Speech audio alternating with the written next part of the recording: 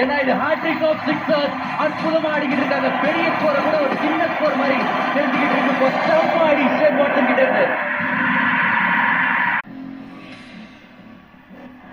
Watson on 99. Watson on 100. What a boy! Goal! It's all happening out here in Mumbai. Finest big match player. அவரோட எக்ஸ்பீரியன்ஸை காமிச்சிருக்காருங்க. முதல் 10 பால் ஒரு run அடிக்கலனா கூட 51 பால்ல ஒரு 100.